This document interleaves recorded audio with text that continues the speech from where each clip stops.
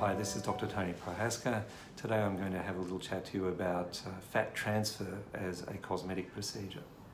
So what is fat transfer? Effectively, this is an autologous tissue graft.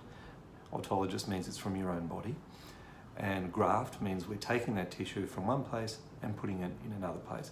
I'm sure everyone's heard of skin grafts. This is very similar to that, except that it's fat.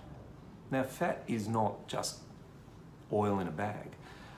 Human fat is actually a very complex bodily organ, and it's made up of fat cells that are like bunches of grapes connected together with a tissue framework that's effectively mainly collagen and fibrous tissue.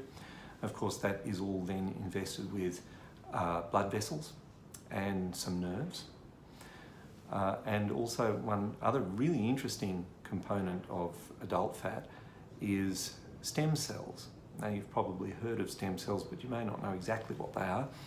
Stem cells in the adult are cells that have not yet differentiated into any particular cell type. So we call them multi-potential, or sometimes the word is pluripotential. They can, with the correct type of stimulation, transform themselves into pretty much any cell type of the body. And very often this happens when the cells are stimulated by some kind of external event or a trigger, and usually the stem cell that is so triggered will turn into whatever's around it.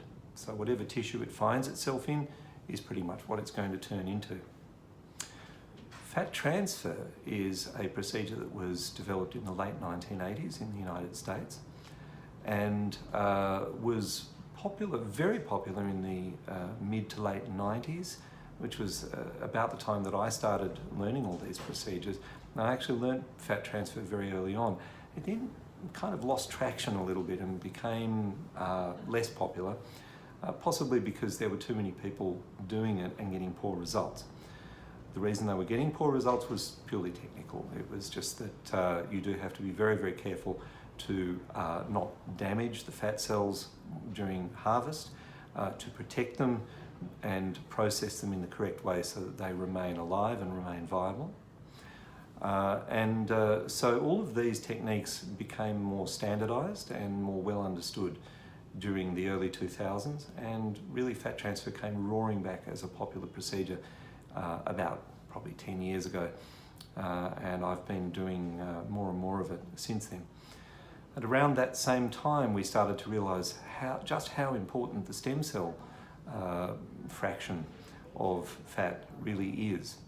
In fact, there are some people who believe that most of the transplanted mature fat cells actually die off, and that the fat that remains in the recipient area is mostly regenerated from stem cells.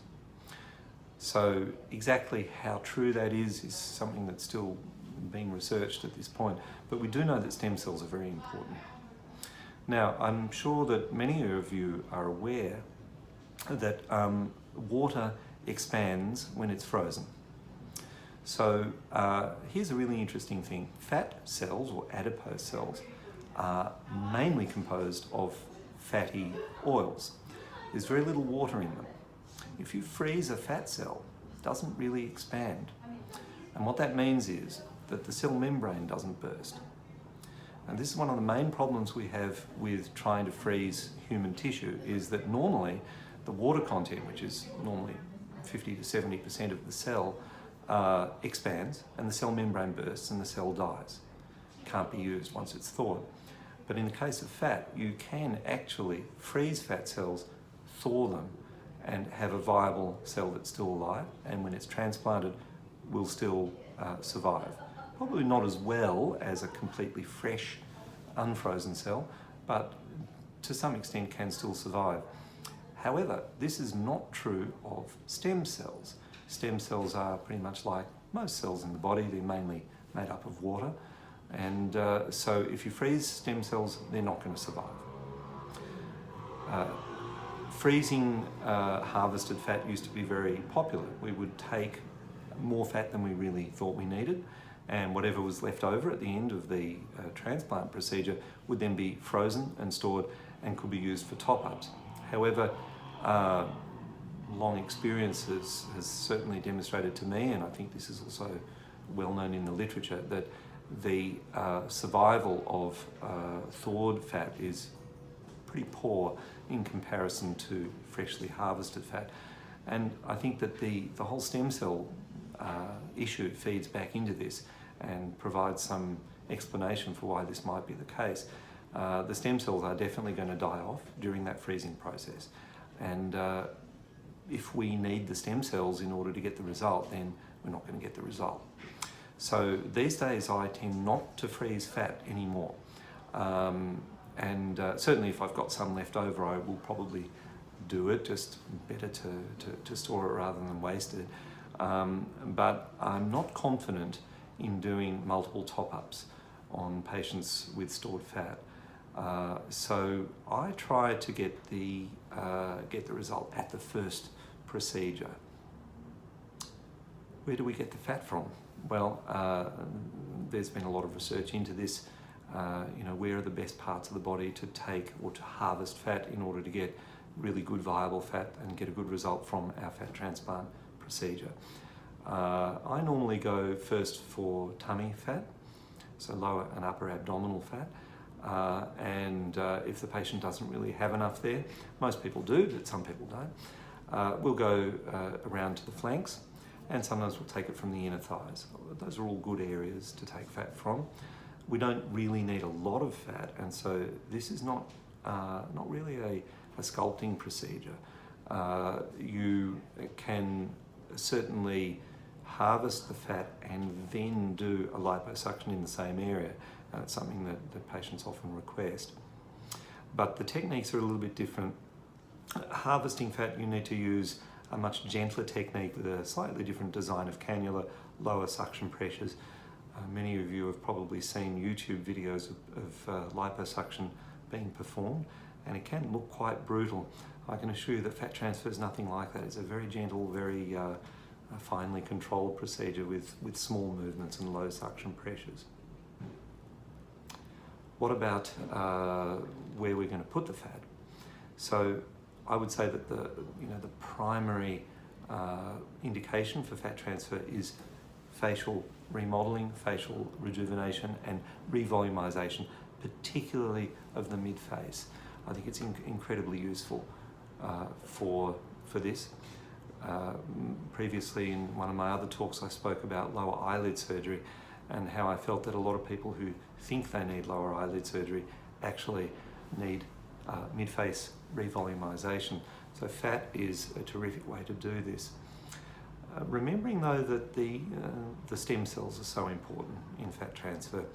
Now, if I'm going to do a mid-face revolumization procedure, I'm also always going to distribute some of the fat very close to the surface of the skin, all around the rest of the face.